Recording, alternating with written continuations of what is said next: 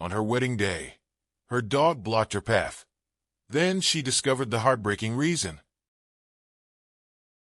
If you're enjoying these stories, don't forget to hit that subscribe button and stay tuned for more amazing content.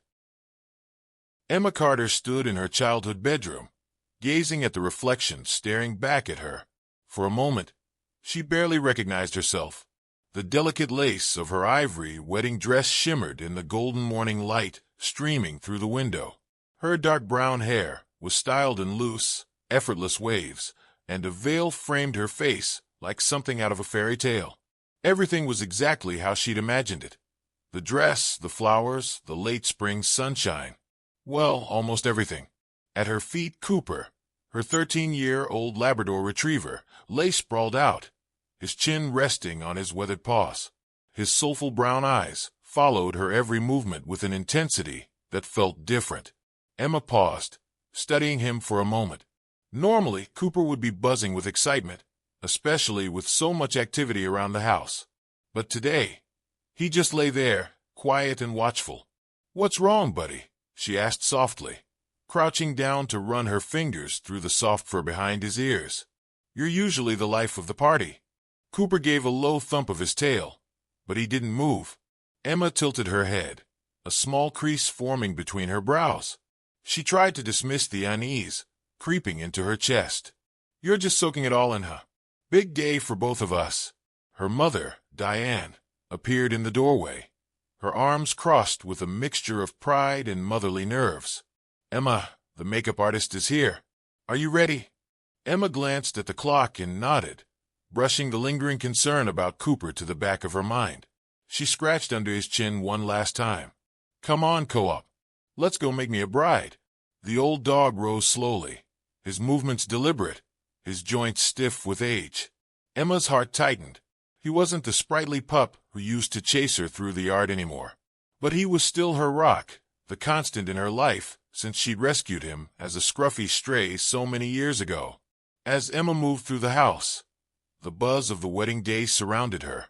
Bridesmaids in pastel dresses darted between rooms, laughing and chatting. Her mother coordinated with the wedding planner, her heels clicking against the hardwood floor. The smell of hairspray and flowers filled the air. Through it all, Cooper stayed by her side, his presence a steadying force in the whirlwind. Yet something nagged at Emma. He was quieter than usual, less animated. "Is he okay?" asked her maid of honor, Lauren, as she helped Emma adjust her veil. Emma hesitated, glancing down at Cooper, who was lying in his usual spot by her feet. "I think he's just tired. You know how he gets with all the commotion." Lauren raised an eyebrow but didn't press further. Deep down, Emma couldn't shake the feeling that something wasn't right. Cooper hadn't been himself for days. He'd been eating less, moving slower, and spending most of his time napping. She'd planned to take him to the vet earlier in the week, but wedding preparations had taken over. "Come on," her mother called from the hallway, a note of urgency in her voice. "The photographer is waiting, and we don't want to be late for the church."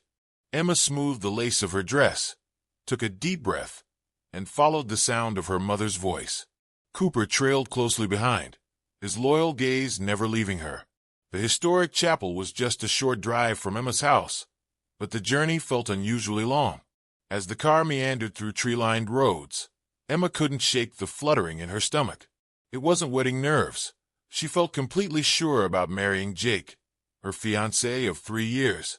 No, this unease came from somewhere else. Cooper lay across her lap in the back seat, something he hadn't done in years.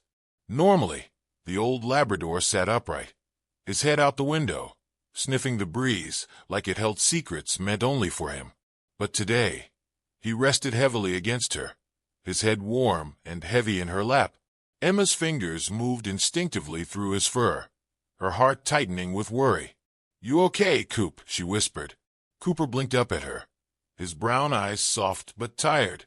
His chest rose and fell in steady, rhythmic breaths, but there was something off, something Emma couldn't quite name. "Emma, you're going to wear a hole in his coat if you keep petting him like that," Lauren teased from the passenger seat, glancing back. Emma gave her a weak smile. "He just seems different today." Lauren turned to look at the dog and shrugged. Maybe he's picking up on the excitement. You know how dogs are, super in tune with emotions. He probably knows today's special. Emma nodded, but her chest felt heavy. The chapel grounds were breathtaking, exactly as Emma had envisioned. Late spring sunlight filtered through the trees, casting golden patterns on the manicured lawns. The air was cool and carried the faint scent of blooming flowers. As the car came to a stop, the photographer waved them over to the garden for pre-ceremony photos. Emma gathered her skirts and stepped out, carefully balancing her long train. Cooper followed her, moving slower than usual but staying close. "Let's start with some solo shots," the photographer said, gesturing toward a patch of dappled light beneath an old oak tree. "That dress is stunning. We'll get some great angles here." Emma stepped into position, her fingers brushing over the delicate lace of her gown. She smiled softly as the camera clicked, trying to focus on the moment. But then Cooper moved. The old dog, who had been lying quietly beside Lauren, suddenly got to his feet. Without hesitation, he walked over to Emma and planted himself directly in front of her, his body pressed firmly against her legs. "Cooper, what are you doing?" Emma laughed nervously, trying to guide him back to the side. But Cooper wouldn't budge. He didn't bark, growl, or act aggressively. He simply stood there, unmoving, his eyes locked onto hers with an intensity that sent a shiver through her. "Coop, come on," Emma coaxed, her voice soft but firm. She reached down to take his collar, but as she did, she noticed his legs trembling slightly. "Maybe he needs a walk," Lauren suggested, reaching for his leash. "No," Emma said, louder than she'd intended. Her hands dropped to Cooper's shoulders, her chest tightening as she knelt down beside him. "Something's wrong." The murmur of the wedding party around her faded into the background as Emma focused entirely on Cooper. His breathing was shallow, his chest rising and falling faster than it should, and his body was warm, too warm. Her father stepped forward, his brow furrowed. "Emma, everything okay?" Emma's voice cracked as she spoke. "He's not okay." Her father knelt beside her, placing a steady hand on her shoulder. "Do you want to call the vet?" "Right now," her mother's voice cut in, tinged with frustration. "Emma, the guests are arriving soon." "The ceremony." Emma didn't let her finish. She reached into her small bridal clutch, pulling out her phone with trembling hands. "This isn't about the wedding, Mom," she said, her voice trembling. "It's about Cooper." As she dialed the vet's emergency number, Cooper leaned into her, resting his head against her shoulder. It was the same gesture he'd always used when he needed comfort, and it broke her heart. The veterinary clinic came into view, just as Emma's anxiety reached its peak. The normally short drive had felt like an eternity. She sat in the back seat, with Cooper sprawled across her lap, her white wedding dress crumpled and wrinkled beneath his weight. One hand stroked his fur, while the other pressed her phone tightly against her ear, holding on to Dr. Harper's every word. "Bring him straight in," the vet had said. "I'll meet you at the door." Emma barely noticed her dress or the stares they received as they pulled up outside the clinic. Lauren parked hastily, then rushed around to open the door. Cooper hesitated as Emma gently guided him out of the car. His legs wobbled slightly, and he leaned against her for support, his large frame pressing into her side. "It's okay, Coop," she whispered, her voice trembling. "We're here now. You're going to be okay." Dr. Harper, a kind-faced man with salt and pepper hair, met them at the entrance. His eyes widened briefly at the sight of Emma in her wedding dress, but he said nothing, focusing instead on Cooper. "Come inside quickly," he urged, holding the door open. The clinic was quiet, the usual hum of activity subdued for the weekend. Emma followed closely as Dr. Harper led them into an exam room, her heels clicking softly against the tile floor. Cooper sank onto the padded exam table without protest, his brown eyes scanning the room as though searching for reassurance. The minutes dragged by as Dr. Harper and his assistant worked quickly, running tests and monitoring Cooper's vitals. Emma paced the small room, her dress rustling softly with every turn. Lauren sat in the corner, her phone buzzing with updates from the church. She answered most of the messages herself, sparing Emma from the questions about why the bride hadn't arrived. Finally, Dr. Harper returned,